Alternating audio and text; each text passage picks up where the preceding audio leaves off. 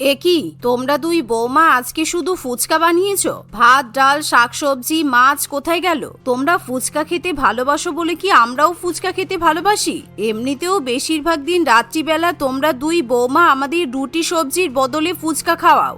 আসলে মা, আজকে ঘরে চাল ডাল আটা মশলা কিছুই ছিল না, শাকসবজিও ছিল না, তাই ভাবলাম আজকে আপনাদের জন্য একটু ফুচকা বানিয়ে ফেলি। এখন ঘরে রেশন না থাকলে আমাদের কি দোষ বলুন তো? তাছাড়া ফুচকা খাওয়া স্বাস্থ্যের পক্ষে ভালো। ফুচকা খেলে শরীর আর মন দুটোই ভালো থাকে। বাড়িতে বাজার নেই, তুমি আমাকে একবার বলবে না রবিবারের দিনে লাঞ্চ ভাত ছেড়ে ফুচকা খাবো? সিরিয়াসলি, আমার যদিও বা আগে একটু ফুচকা খেতে ভালো লাগতো, কিন্তু তুমি আমাকে ফুচকা খাইয়ে খাইয়ে আমার এমন অবস্থা করে দিয়েছো যে আমি ফুচকাকে এখন দু চোখেও দেখতে পারি না। হ্যাঁ তাই তো, আমি ভাবলাম কোথায় তোমরা আজকে মাটন বিরিয়ানি চিকেন কোরমা ওইসব রান্না করবে, তা নয় দুপুরবেলা ফুচকা বানিয়েছো। তোমাদের মাথার বুদ্ধি শুদ্ধি কি লোপ পেয়েছে? প্রত্যেকদিন এরকম ফুচকা খেতে কার ভালো লাগে? ব্রেকফাস্ট ডিনার নয়তো বা লাঞ্চে কোথাও না কোথাও তোমরা ফুচকা ঢুকিয়েই দাও। উফ, তোমরা এভাবে রাগ করছো কেন বলো তো? আজকে তো বাড়িতে কিছু ছিল না, সেই জন্যই ফুচকা বানানো হয়েছে। তোমরা যদি ফুচকা খেতে না চাও খেও না। তোমরা জানো এখানে 300টা ফুচকা আছে, আর এই 300টা ফুচকা বানাতে গিয়ে আমাদের কতটা কষ্ট হয়েছে।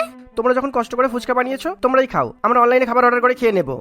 এই বলে সুরেশ এবং রূপেশ রাগ করে টেবিল ছেড়ে চলে যায়। শর্মিলা দেবীও ভীষণ রেগে যায়, কারণ প্রায় দিনই স্মিতা এবং শালিনী অন্যান্য খাবারের বদলে বাড়িতে ফুচকা বানায়, কিন্তু সেদিন কেউ আর ফুচকা খেতেই চায় না। যা দেখে স্মিতা এবং শালিনী বেশ খুশি হয়, কারণ তারা দুজনেই ফুচকা খেতে প্রচন্ড ভালোবাসতো। দিদি, তুমি কিভাবে সবার সামনে মিথ্যা কথা বলে দিলে বলো তো? আমি তো ভাবলাম আজকে আমরা ধরাই পড়ে যাব। আমার তো মনে হয় ব্রেকফাস্ট লাঞ্চ ডিনার 3 বেলায় শুধু ফুচকা আর ফুচকা খাই। আমার মোটেও ওই ডাল ভাত খেতে ভালো লাগে না। এই বলে স্মিতা এবং শালিনী মনের আনন্দে ফুচকা খেতে থাকে। অন্যদিকে শর্মিলা দেবী মনে মনে ভাবতে থাকে, কয়েকদিন আগেই বাড়িতে রেশন আনা হয়েছে, তাই এত তাড়াতাড়ি চাল ডাল ফুরিয়ে যাওয়ারও কথা নয়। আমার দুই বৌমা সারা দিন শুধু ফুচকাই খেতে থাকে, এদিকে রেশন তো 2 দিন আগেই আনা হয়েছে। রেশন কি করে এত তাড়াতাড়ি শেষ হয়ে গেল সেটাই তো আমি বুঝতে পারছি না। এবার থেকে আমি চাল ডালের বস্তা নিজের দায়িত্বে রেখে দেব। এই মনে করে পরের দিন শর্মিলা দেবী নিজেই আটা ময়দা মশলা চাল ডাল সমস্ত কিছু ভাড়ার ঘরে ঢুকিয়ে তালা মেরে দেয়। সেখানে ফুচকা বানানোর অন্যান্য সামগ্রীও থাকায় স্মিতা কিংবা শালিনী কিছুতেই বাড়িতে ফুচকা বানাতে পারে না। প্রত্যেকদিন এখন 3 বেলা নিয়ম করে শর্মিলা দেবী দুই বৌমার হাতে মেপে মেপে চাল ডাল সবজি ইত্যাদি দেয়।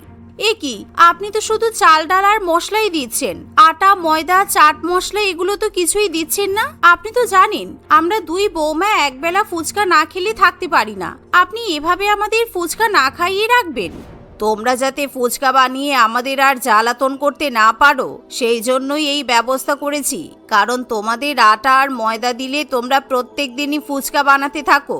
আমরা তো সবাই তোমাদের মতো ফুচকা খেতে পছন্দ করি না, তাই আমি ঠিক করেছি এবার থেকে আমি তোমাদের যা রান্না করতে দেব তোমরা তাই রান্না করবে।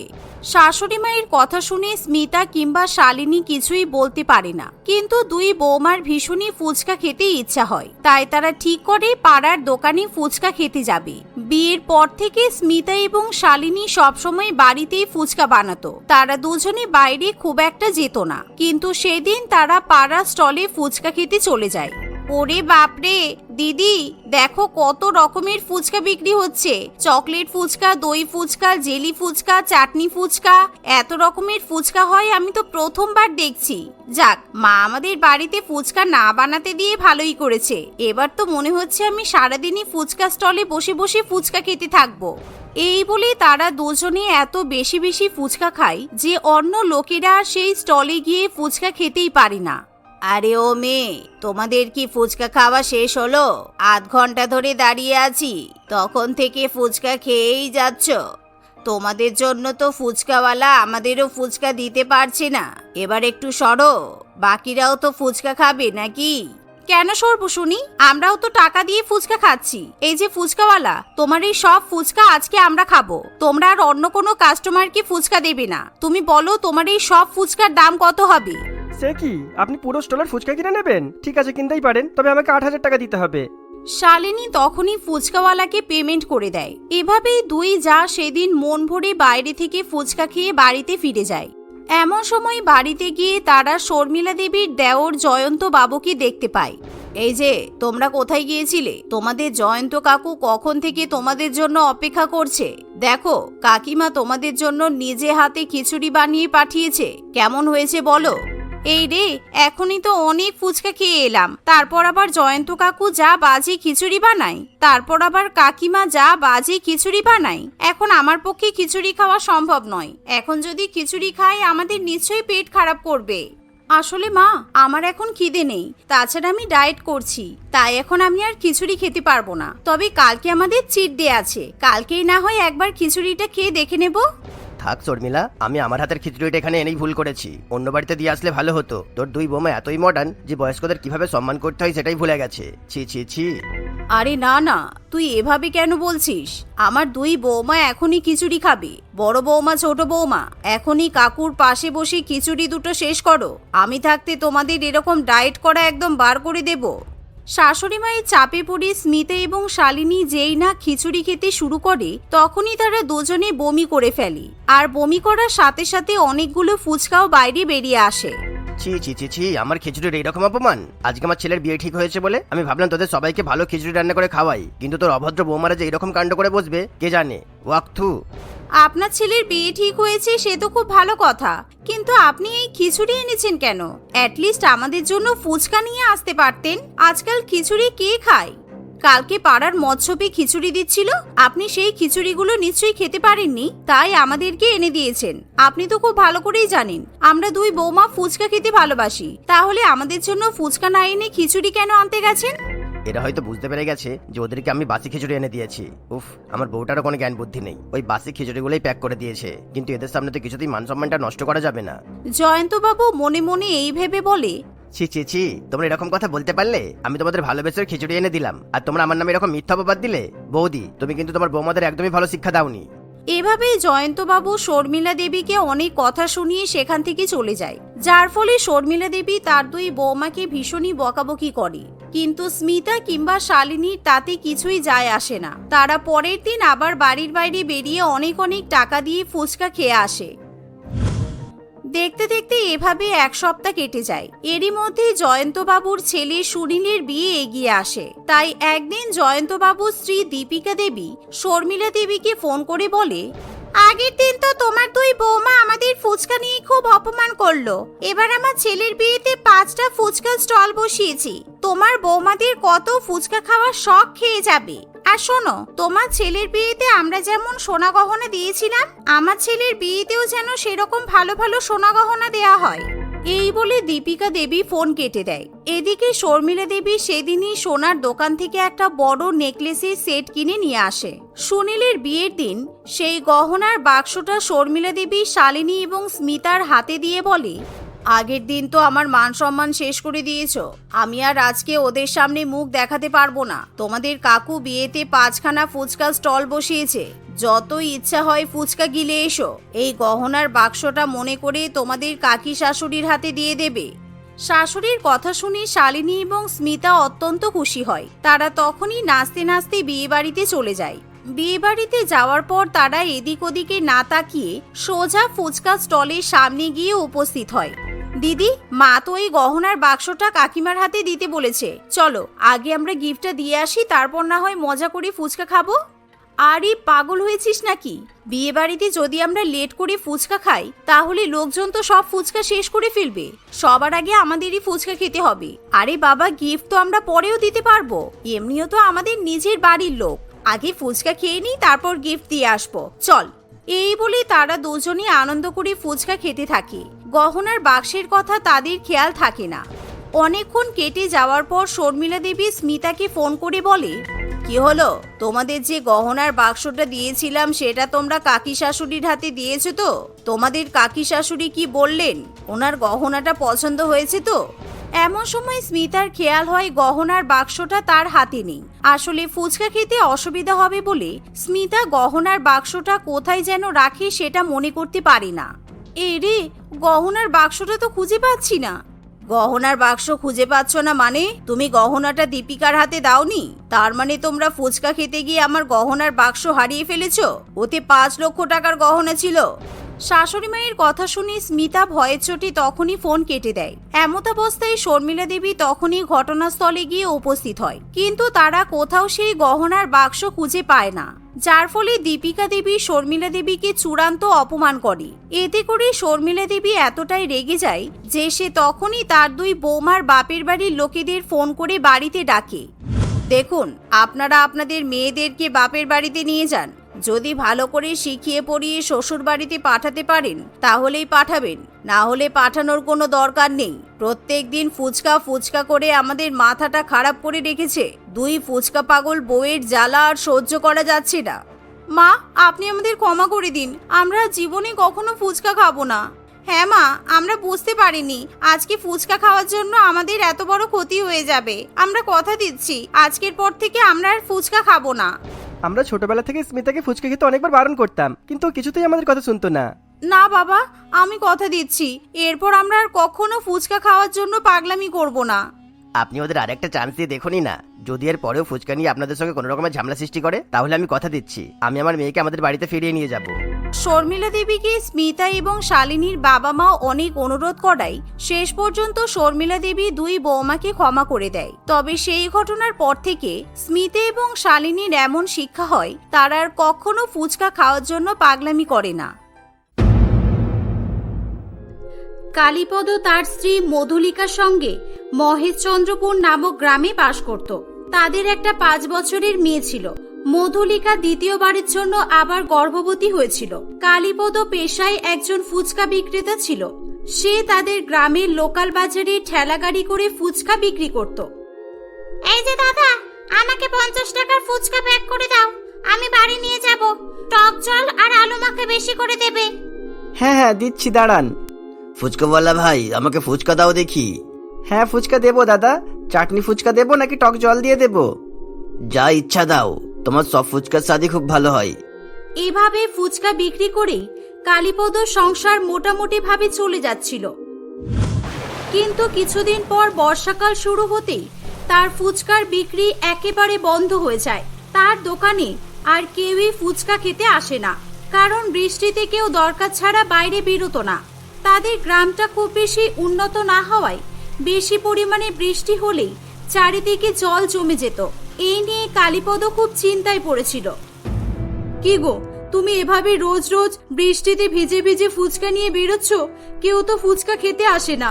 তুমি বেকার কাজে রোজ ভিজে ভিজে বাড়ি চলে আসো, আর আজকে তো অনেক জোরে বৃষ্টি হচ্ছে, ফুচকাগুলো নষ্ট হয়ে যাবে তো। না না, ফুচকা নষ্ট হবে না, প্লাস্টিক দিয়ে ঢেকে দেবো। ফুচকা বিক্রি করতে না গেলে কি করে চলবে মধুলিকা? তুমি তো গর্ভবতী, কয়েক মাস পর হসপিটালে ভর্তি করতে হবে, তখন তো অনেক টাকা লাগবে। সেই টাকাগুলো তো জোগাড় করে রাখতে হবে। আর তুমি চিন্তা করো না, উপরওয়ালার নাম করে যাচ্ছি, নিশ্চয়ই বিক্রি বাটা কিছু হবে। এই বলে কালীপদ ফুচকা নিয়ে গিয়ে বাজারের যথাস্থানে দাঁড়িয়ে পড়ে। সেদিন বৃষ্টি বেশি হওয়ায় বাজারের আর অন্য কোনো দোকানদার তাদের দোকান খুলতে আসেনি। কালীপদ মন খারাপ করে ঠেলাগাড়ির সামনে দাঁড়িয়ে থাকে। ঠিক সেই সময় সে দেখে যে একটা মেয়ে গাড়ি থেকে নেমে আসছে। ও গড, চারিদিকে তো জল জমে আছে। ভাবলাম কিছু খাবো, এখানকার সব বোরিং খাবার। আমি বিদেশি খাবারগুলোকে মিস করছি।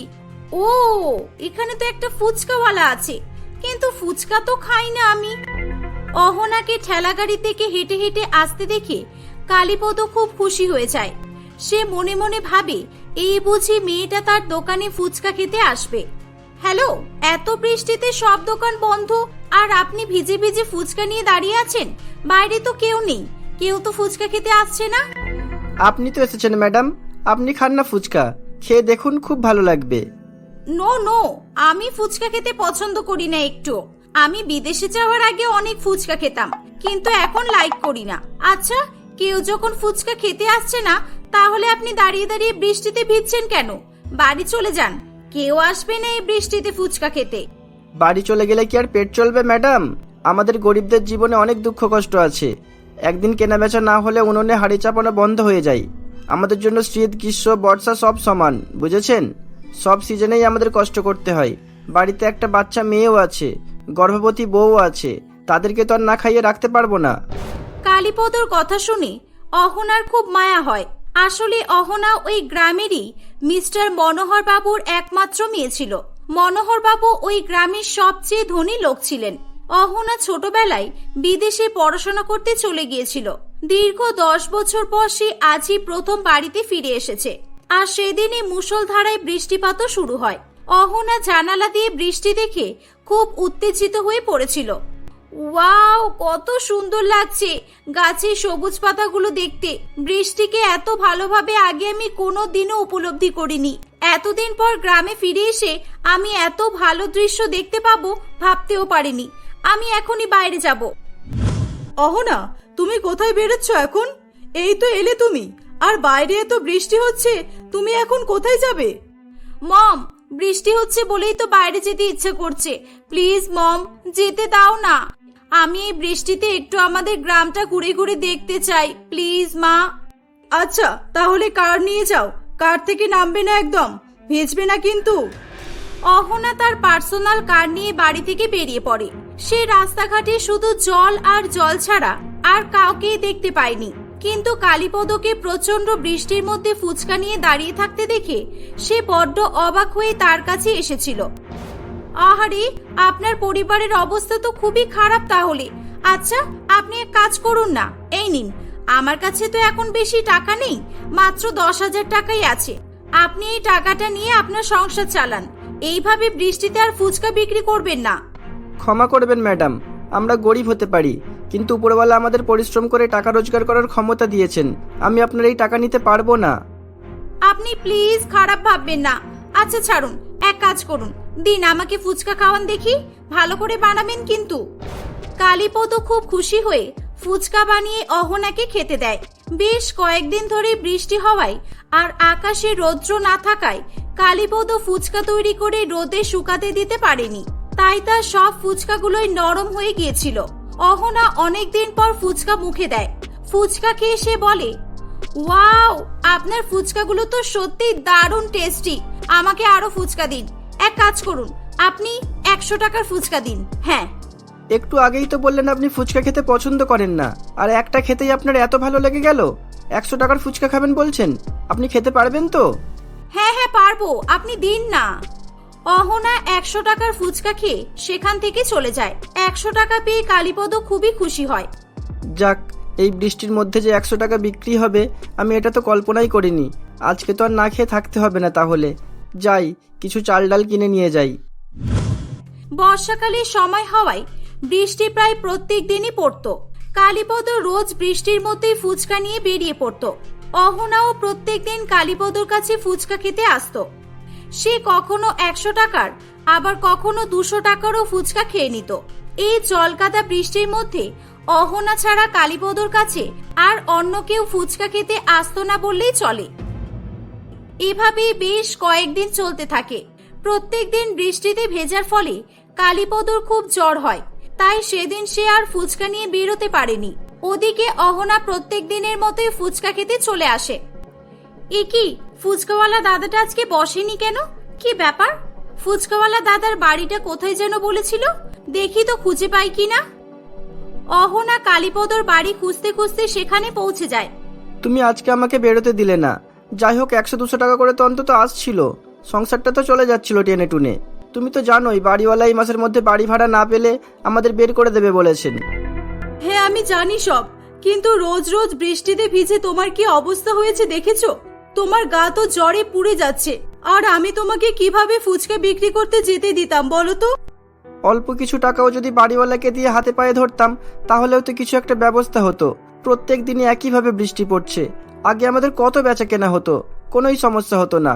তাও তো ওই বিদেশি ম্যাডামটা, কি যেন নাম, হ্যাঁ ওই অহনা ম্যাডাম, বৃষ্টির মধ্যে ফুচকা খেতে ভালোবাসে বলে রোজ ফুচকা খেতে আসে। ওই ম্যাডামটা ফুচকা খাই বলেই তো আমাদের সংসারটা চলছে। এই যে ফুচকাওয়ালা দাদা, আমি এসে গেছি ফুচকা খেতে। আপনার হাতের ফুচকা না খেয়ে কিভাবে থাকবো বলুন তো? তাই আমি আপনার বাড়িতে ছুটে এলাম। এ কি ম্যাডাম, আপনি ফুচকা খাওয়ার জন্য আমার বাড়ি আসবেন? আমি তো ভাবতেই পারিনি। ক্ষমা করবেন ম্যাডাম, আজকে তো আমি ফুচকা বানাতেও পারিনি। আচ্ছা ঠিক আছে, কোনো অসুবিধা নেই।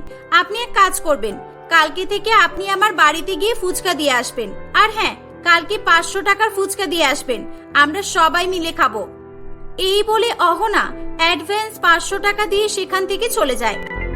বাহ, তাহলে তো ভালোই হলো। তাহলে তোমাকে আর বৃষ্টিতে ভিজে ভিজে বাজারে ঠেলা লাগাতে হবে না। যে কদিন বৃষ্টি না বন্ধ হচ্ছে তুমি শুধু ম্যাডামের বাড়িতেই ফুচকা দিয়ে আসবে, তাহলে তোমার শরীরও খারাপ করবে না। পরের দিন বিকেলবেলা কালীপদ অহনার জন্য ফুচকা প্যাক করে নিয়ে তাদের বাড়িতে পৌঁছে যায়। এই যে ম্যাডাম, অহনা ম্যাডাম আছেন, উনি বাড়িতে ফুচকা দিয়ে যেতে বলেছিলেন। এই যে ওনার ফুচকা। তোমার সাহস কি করে হলো এই বাড়িতে ঢোকার?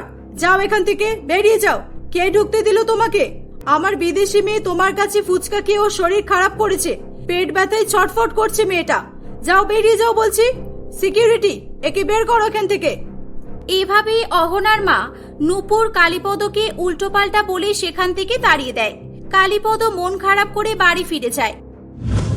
পরের দিন সে আর অহনাদের বাড়িতে যাওয়ার সাহস পায় না, তাই সে আবার বাজারে ঠেলা লাগাবে বলে ঠিক করে। ওদিকে অহনার শরীর সত্যিই খুব খারাপ ছিল, তাই তার মা তাকে নিয়ে হসপিটালে যায়। ডাক্তার অহনাকে সঙ্গে সঙ্গে অ্যাডমিট করে নেয়। নূপুর অহনার বাবাকে ফোন করে হসপিটালে আসতে বলে। অনেকদিন ধরে একভাবে বৃষ্টি হওয়ার ফলে ওই এলাকায় বন্যার মতো পরিস্থিতি সৃষ্টি হয়েছিল। রাস্তাঘাট জলে ডুবেছিল।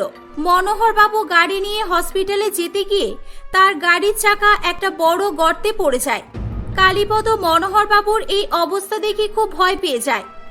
এ কি, এনার তো মাথায় চোট লেগেছে, যে করেই হোক এনাকে হসপিটালে নিয়ে যেতে হবে। কিন্তু এখন গাড়ি কোথায় পাবো? আমি তো গাড়ি চালাতেও পারি না, কি করি এবার? মনোহর বাবুর অ্যাক্সিডেন্টটি কালীপদ ঠেলাগাড়ির সামনেই হয়েছিল। কালীপদ তার ঠেলাগাড়ি থেকে ফুচকা ও অন্যান্য সামগ্রী নামিয়ে নিয়ে মনোহর বাবুকে কোনো রকমের ঠেলাগাড়িতে তুলে নেয় এবং তাকে হসপিটালে নিয়ে যায়। ওই হসপিটালেই অহনা ভর্তি ছিল। ডাক্তার সঙ্গে সঙ্গে মনোহর বাবুর ট্রিটমেন্ট করা শুরু করে দেয়। মনোহর বাবুর জ্ঞান ফিরে এলে সে বলে, আমার মেয়ে আর স্ত্রী ওই হসপিটালেই আছে, আমাকে নিয়ে চলো ওদের কাছে। কালীপদ মনোহর বাবুকে অহনা ও তার মায়ের কাছে নিয়ে যায়। এ কি, তুমি এখানে কি করছো? তুমি কি হসপিটালেও আমার মেয়েকে ফুচকা খাইয়ে মারতে এসেছো? আর তুমি, আর তোমার মাথায় কি হয়েছে? নূপুর, কি বলছো কি? এই তো আমার জীবন বাঁচিয়েছে, আমাকে ওর ফুচকার ঠেলা গাড়ি করে হসপিটালে নিয়ে এসেছে। সে ঠিক আছে, তোমার জীবন বাঁচিয়েছে সেটা না হয় বুঝলাম, আর আমার মেয়ে যে এর জন্য মরতে বসেছে, আমার মেয়ের পেটে তো আলসার হয়ে গেছে। মা, ওনার কোনো দোষ নেই, আমি অতিরিক্ত বেশি ফুচকা খাওয়াই আমার এমন হয়েছে। মা, এরা অনেক গরিব, এদের খাওয়া হয় না। আমার তো ফুচকা খেতে ভালোও লাগে না, তবুও আমি শুধু এনার সাহায্য করার জন্য বেশি বেশি করে ফুচকা খেতাম। অহনা তার বাবা মাকে কালীপদর পরিবারের অবস্থার কথা বলে। সব শুনে কালীপদ অবাক হয়ে যায়। কিন্তু মা, তুমি তো অন্যরকম ভাবে হেল্প করতে পারতে ওনাকে। টাকা নাইনি তোমার কাছ থেকে, তুমি আমাকে বলতে পারতে। যাক, এখন আমি জেনে গেছি, আরে আমার জীবনও বাঁচিয়েছে। আমি এবার এদের জীবন থেকে সব দুঃখ কষ্ট দূর করে দেব, তুমি একদম চিন্তা করো না। মনোহর বাবু কালীপদকে জোর করে কিছু টাকা দেয় তাদের বাড়ি ভাড়া দেওয়ার জন্য। শুধু তাই নয়, সে কালীপদকে তাদের বাজারে একটা অনেক বড় মুদিখানার দোকান করে দেয়। কালীপদ মুদিখানার দোকানের পাশাপাশি সেখানেই ফুচকা ও পাপড়ি চাটও বিক্রি করতে থাকে। অহনাও কিছুদিনের মধ্যে সুস্থ হয়ে বাড়ি ফিরে আসে।